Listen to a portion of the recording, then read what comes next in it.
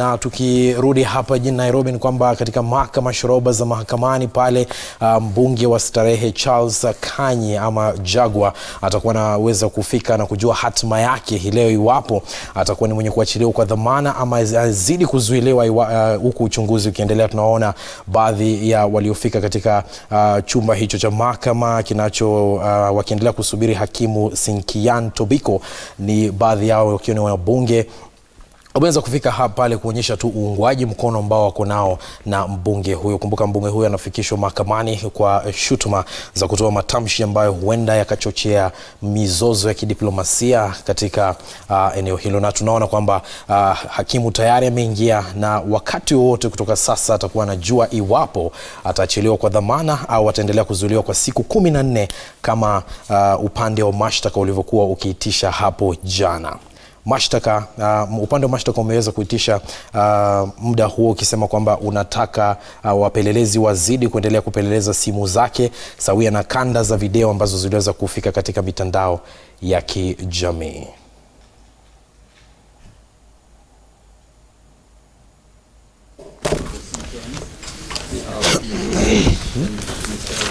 No problem. Zaidi eneo mali na nyongwa hapa na nini?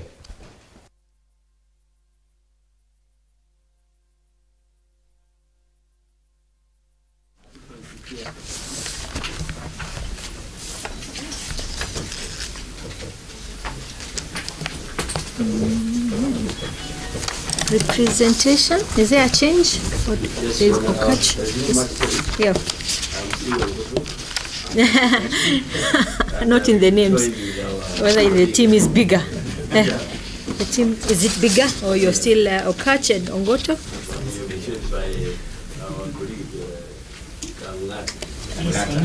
Okay.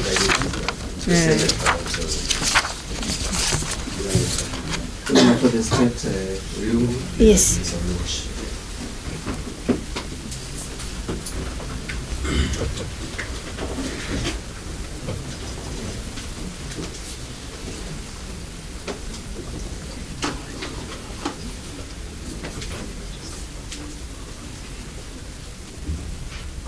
The respondent, you keep at stand. I'm about to proceed.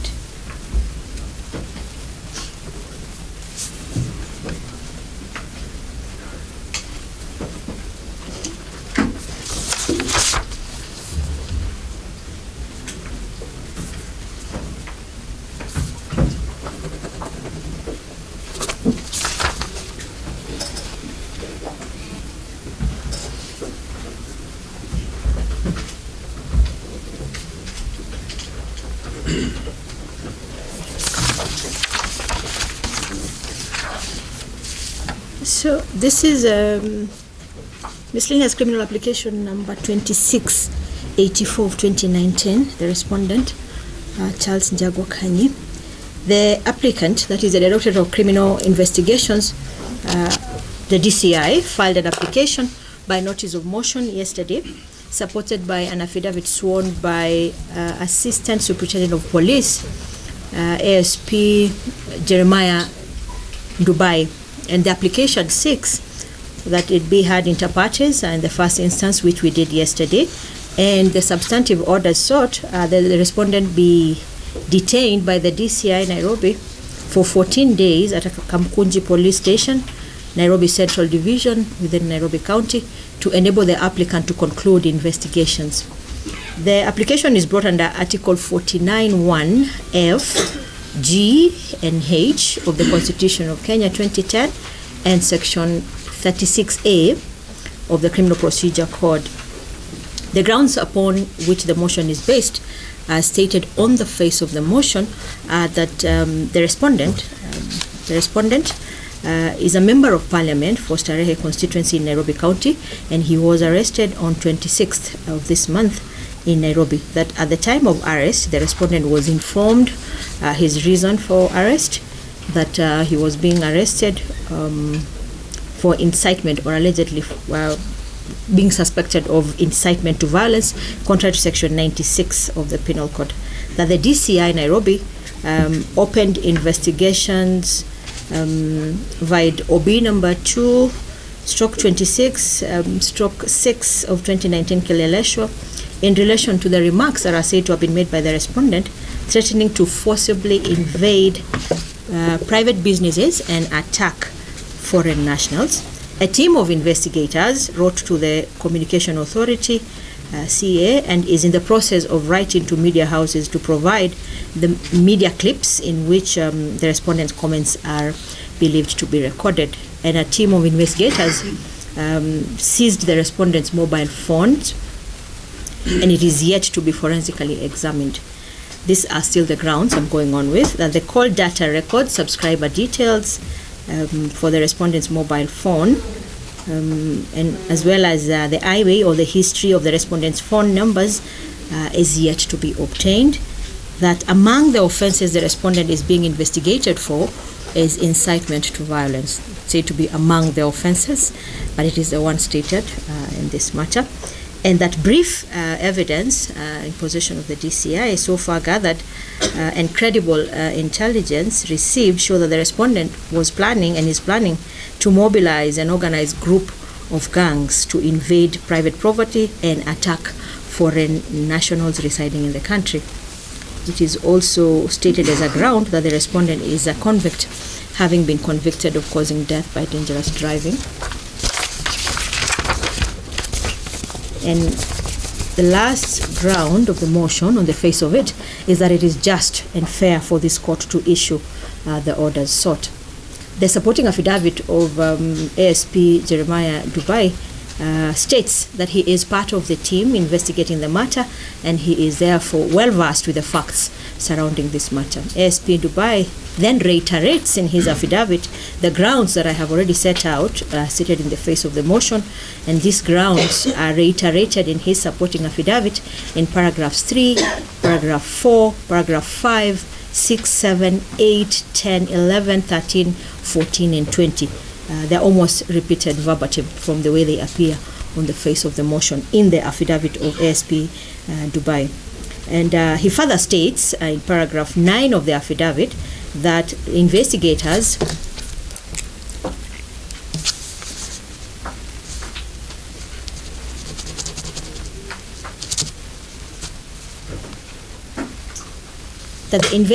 need to obtain the respondent's digital footprint, and thus it is necessary for the respondent to be detained to enable this to be completed. And in the said paragraph, it is stated that the remarks that the respondent made, are allegedly made, caused serious diplomatic challenges or diplomatic issues, and has placed Kenyans living in foreign countries at great risk of being harmed or injured or even being killed. In paragraph 16 of the affidavit of ASP Dubai, it is stated that the inciting utterances pose a great risk to the security and the economy of the country and the region as a whole, and that the utterances or alleged utterances violate the East African Treaty, and that his actions then must be fully investigated, and that is the reason why the orders are being sought to have him detained to allow the investigations to be completed. In paragraph 14 of the said affidavit, SP Dubai avers that the investigators require 14 days to be able to finalize with the investigations and to pursue several leads that they are following up, and he states further in paragraph 19 that the respondent should be detained to enable a conclusion of the said investigations. So that is what was stated in the application before the court, and the application was obviously opposed rather vehemently by counsel present, Mr. Ongoto and Okach.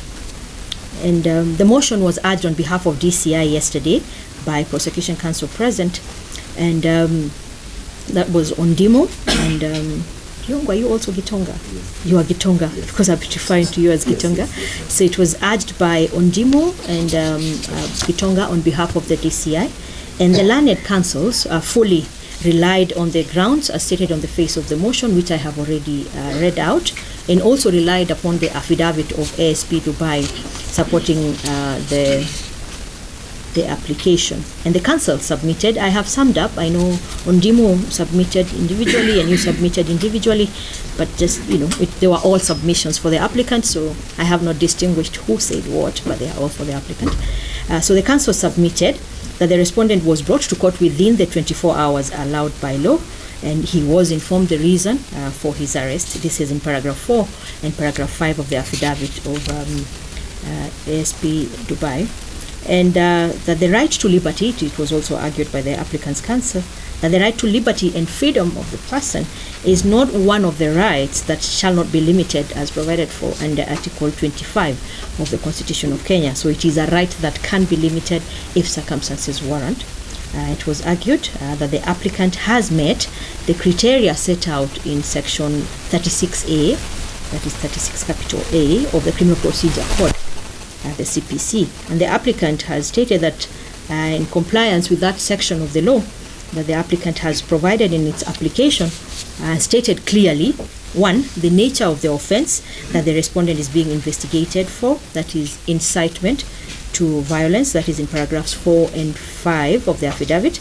2, or B, that the applicant has also given general evidence being relied on, and the inquiries so far carried out by the investigators, as well as inquiries still to be carried out by the investigators. These are in paragraph 6, 7, 8, and 9 of the affidavit of ASP Dubai. And that thirdly, and most importantly, that the applicant has given reasons why the DCI seeks continued detention of the respondent. That this is in paragraphs 3, 11, 12, 13 of the affidavit, and they were relied on.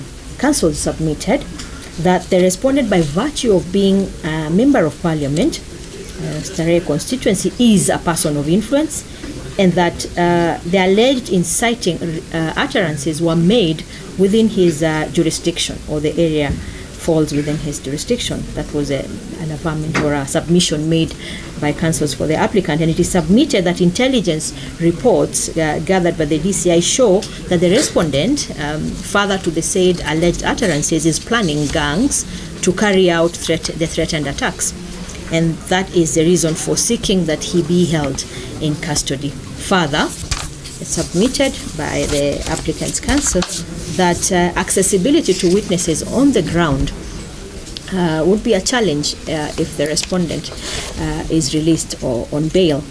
That it might be difficult, and the investigators anticipate that it will be difficult to conduct investigations while the Member of Parliament is out on bail, as possible witnesses who most likely will be people who were on the ground when the alleged utterances were made, may not feel free to come forth and may need to be placed under protective custody, which is said to be a process that needs to be undertaken, and that in the meantime, counsels for the applicant urge that the respondent ought to be remanded, and it is just for him to be remanded so that he does not interfere with the potential witnesses.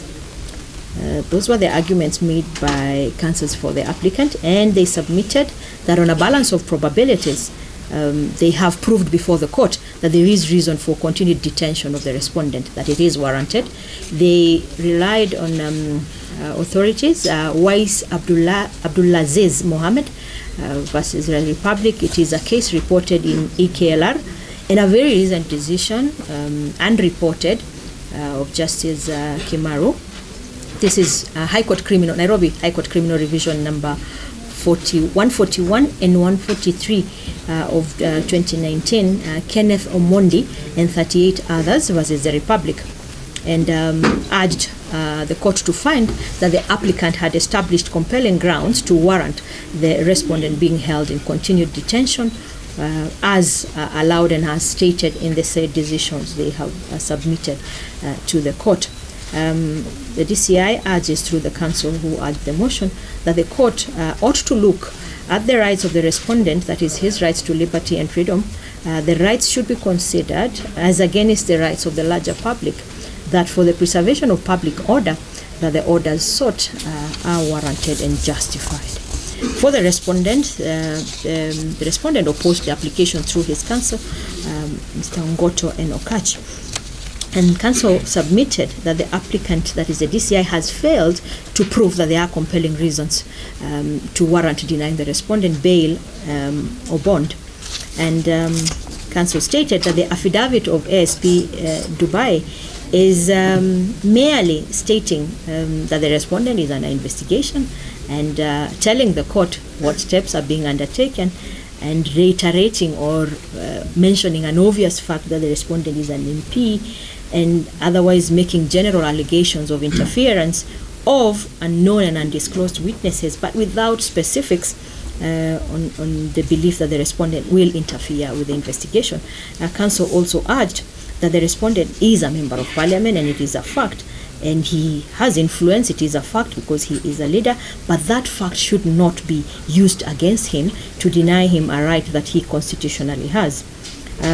Counsel urged, both counsels, they urged the court to adopt the criterion that has been applied in the case of Republic versus Danford Kabage 2016 EKLR, that before a constitutional right is limited, such as the right to bail, which is or rather a right to be released on conditions, which is the one question here, that before a constitutional right is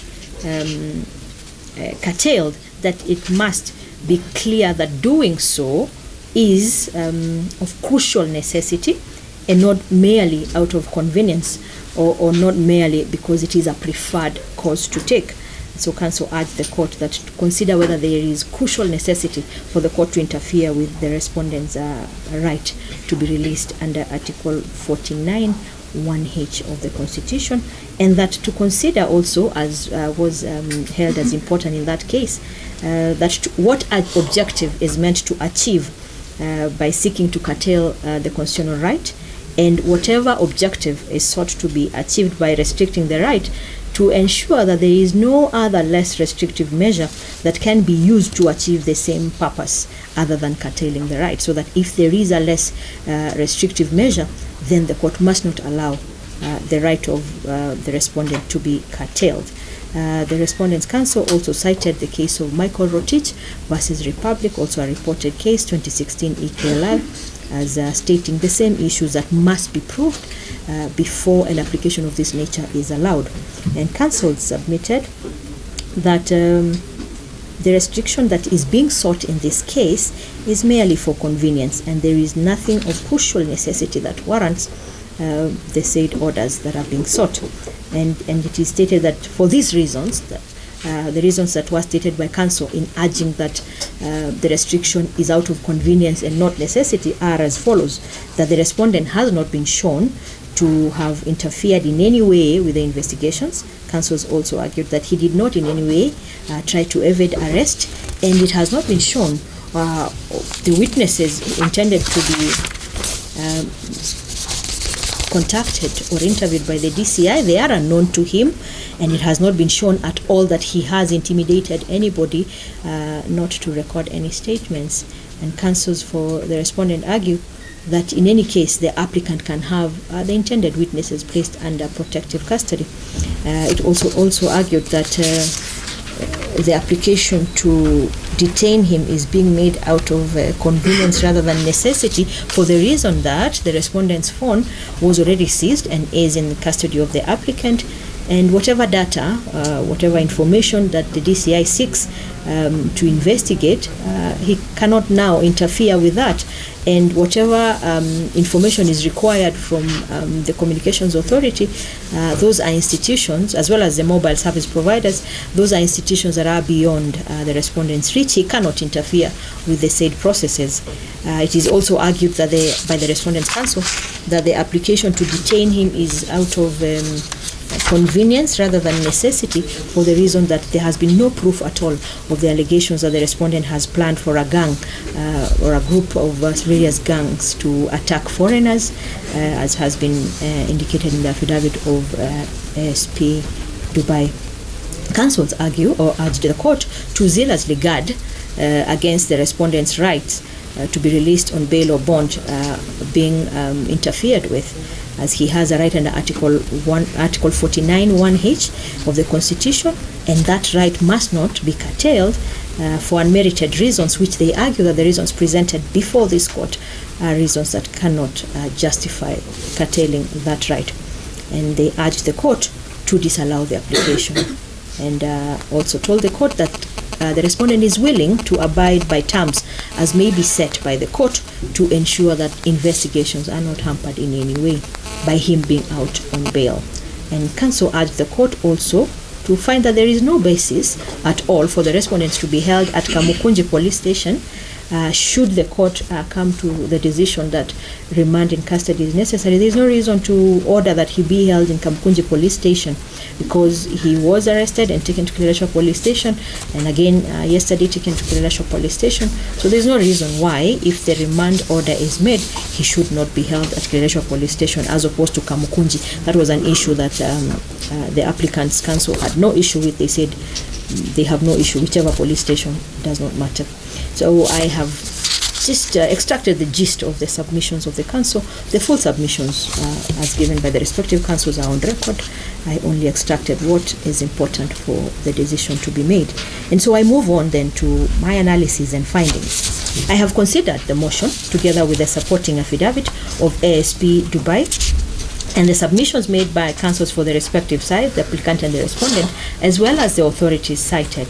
And having considered the oral submissions made by counsels, as well as the documents that were filed, the pleadings filed herein, and the authorities cited, the court finds that in this instance there was no dispute between the applicant and the respondent of the rights of an arrested person and court's discretion in dealing with an arrested person who is brought before it, as provided for under Article 49. And of importance in this particular application is Article 49 1F, G, and H. So there was no contention at all to the rights and the discretion that the court has in dealing with an arrested person. Article 49 1F of the Constitution is clear that an arrested person, such as the respondent now before this court, has to be brought within 24 hours, which in this case was done. He was brought yesterday. And then the person then can be dealt with as provided for under sub-article G of that Article 49. On first appearance, the arrested person, the respondent herein in this case, may be charged or informed of the reason for continued detention or be released. Yesterday was the first appearance for the respondent before this court. That was 27th of June, and he was not charged.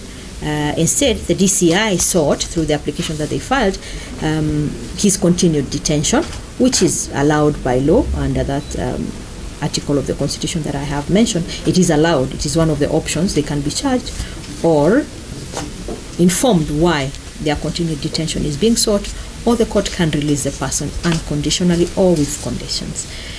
He was not charged, but an application was made, and this is the current application that the court is dealing with. And I have said that it is under Article 49 1F, G, and H, and Section 36A of the Criminal Procedure Code. So the application, or rather the applicant, the application,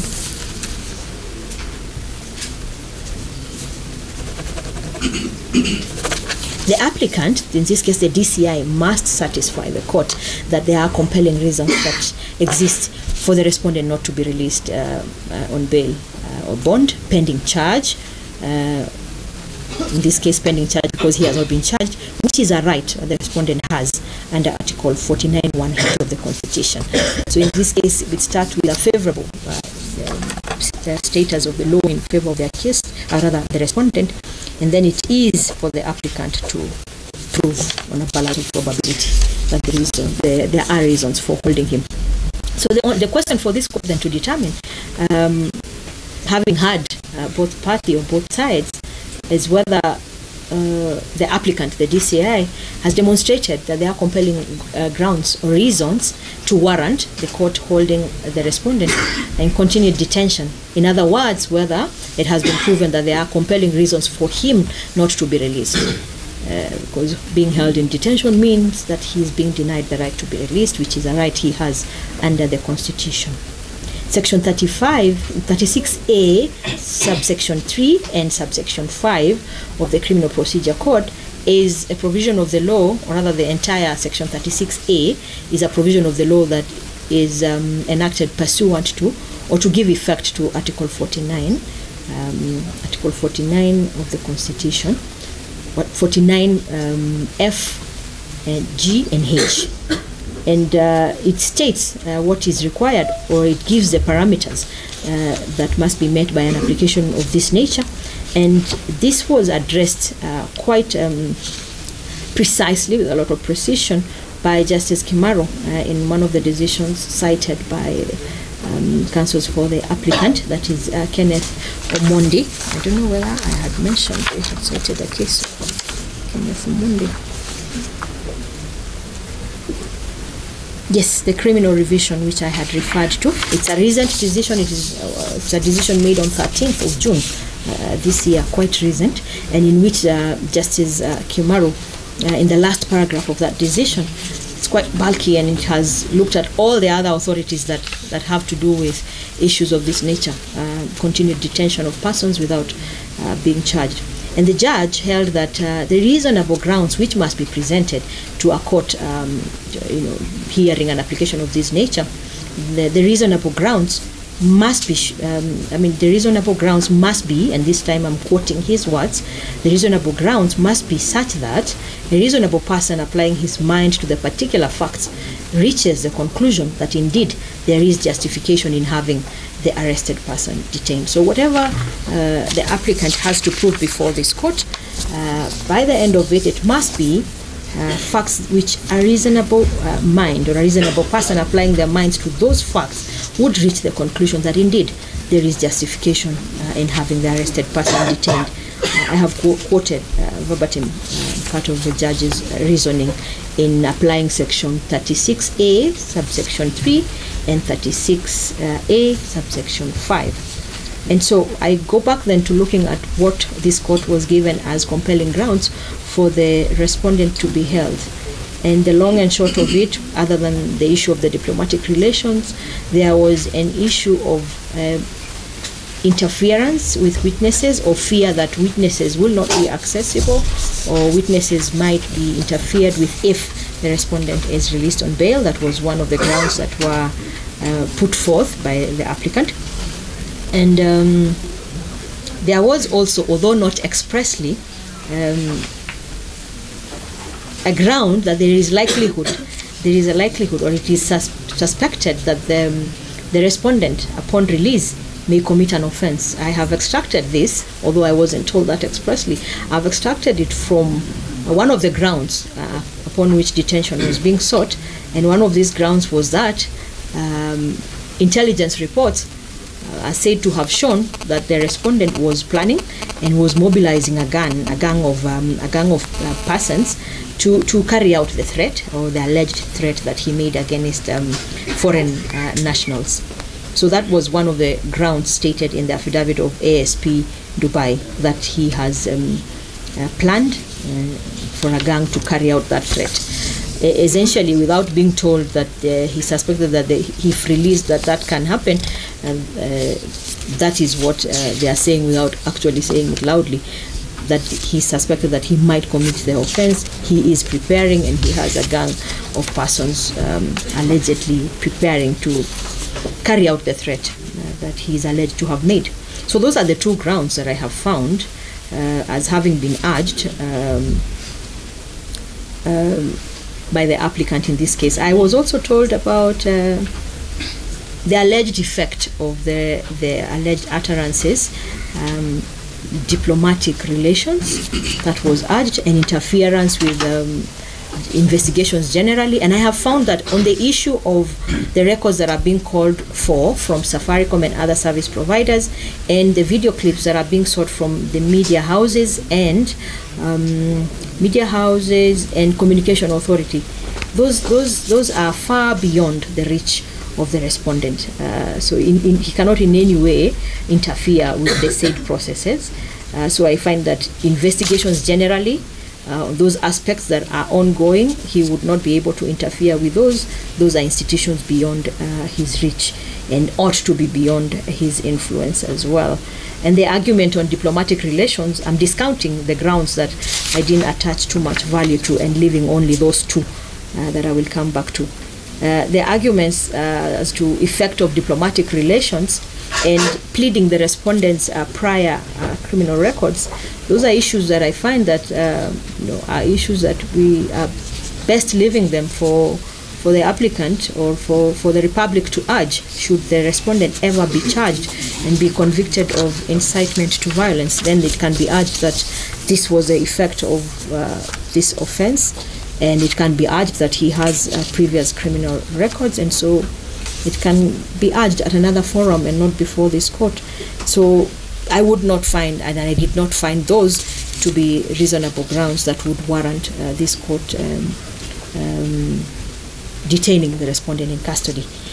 But there are the two grounds: the issue of suspicion that he may interfere with witnesses or the conduct of investigations if he doesn't interfere with the witnesses, and there was the other ground that he is planning to carry out the attack on foreign nationals and has a gang mobilized and in preparation for carrying out that issue. So I have considered those two, and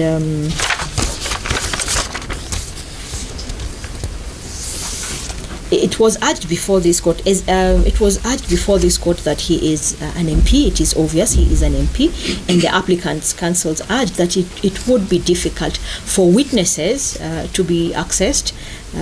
They might not feel free to come forth when he is out on bail.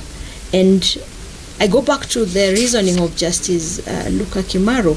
He said that the grounds that are presented must be grounds that a reasonable person applying their mind to the fact might actually find it to be a justified ground to put forth.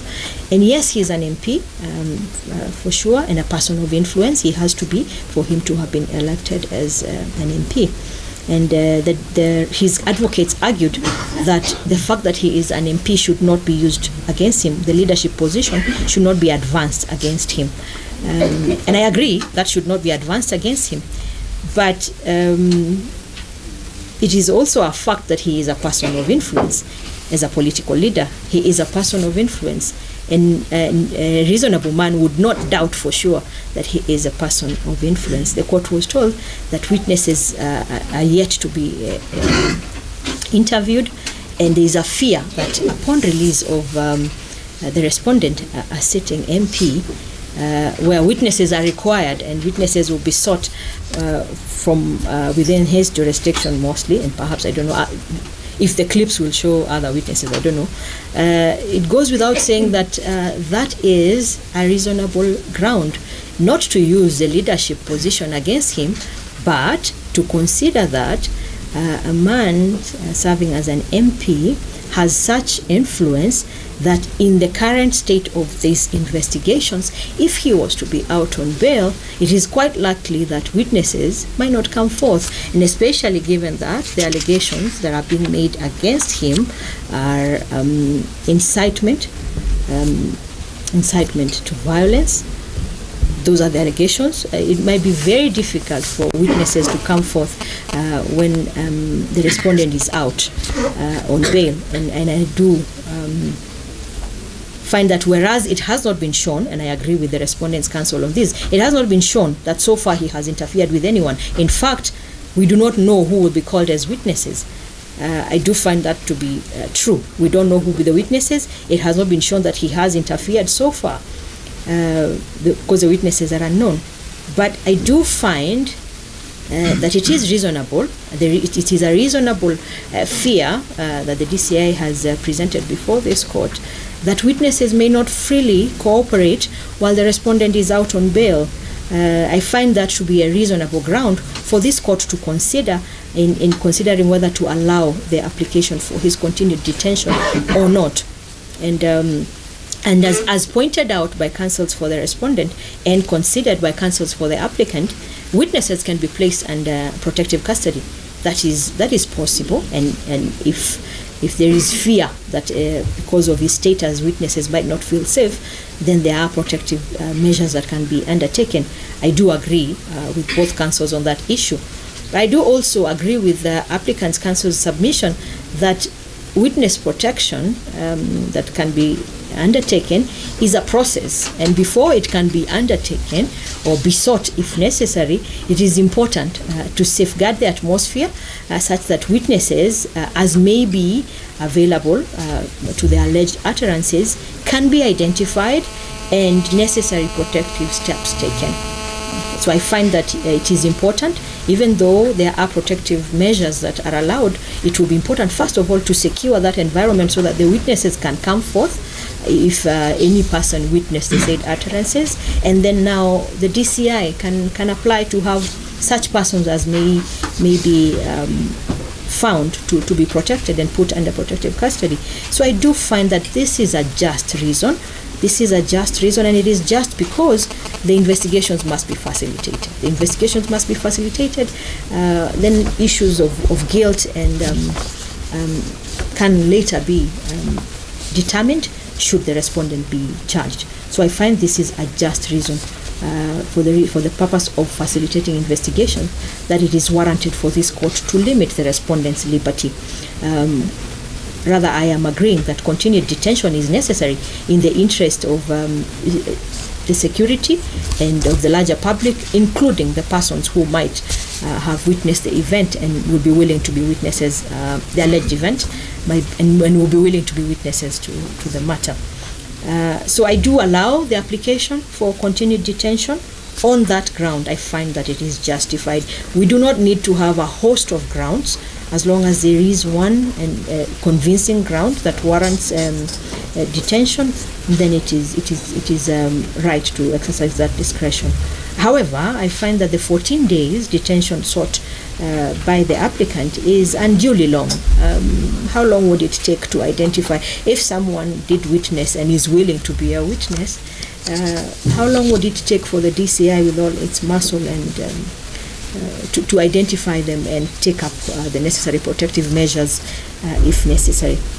So 14 days is unduly long in the circumstances, because it has not been shown that so far he has reached out or interfered with anyone in particular.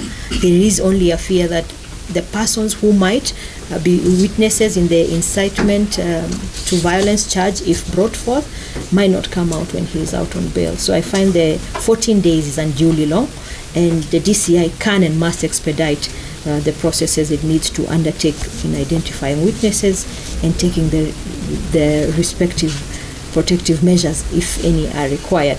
So I do allow the application, but I direct that the respondent shall be held for 3 working days. He will be held for 3 working days, and he will be held at Kileleshwa. 3 working days, today, Monday, and Tuesday. He will be held for 3 days only at Kileleshwa Police Station. The DCI has to move up and do all it can to secure witnesses. If not, they have to make further applications. But for now, the application is allowed with the rider that it will be for only 3 working days, and he will be held at Kileleshwa Police Station. We will give a date when we will issue further orders. That's the court's decision.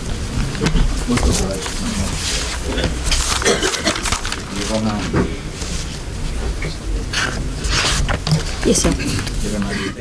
Na bila shaka kutoka mahakamani hapo tumemwona hakimu Sinkiyan Tobiko akitoa uamuzi wake kuambatana na swala zima la dhamana ya Jaguar, na sasa imebainika kwamba atakuwa ni mwenye kuzuiliwa kwa siku 3 za kazi kuanzia leo, Ijumaa, Jumamosi, Jumapili haihesabiki, lakini siku ya Jumatatu na Jumanne pia atakuwa ndani. Kwa hivyo jumla ya siku ambazo sisi tunaweza kuhesabu kama siku 5, basi ameweza kukabidhiwa na mahakama kuendelea kuzuiliwa, huku ushahidi ukiendelea kupekuliwa ili wajue kuona zaidi, kwani waliweza kuwasilisha mengi tu, ikiwa ni pamoja na kwamba madai ambapo anadaiwa kuwa ni mwenye tayarisha genge kuweza kufanya mashambulizi, lakini hayo yote yameweza kuwekwa katika mizani na mahakama. Na pia vile vile kabisa upande wa mashtaka ulisema kwamba ana ushawishi mkubwa na huenda akaitilafiana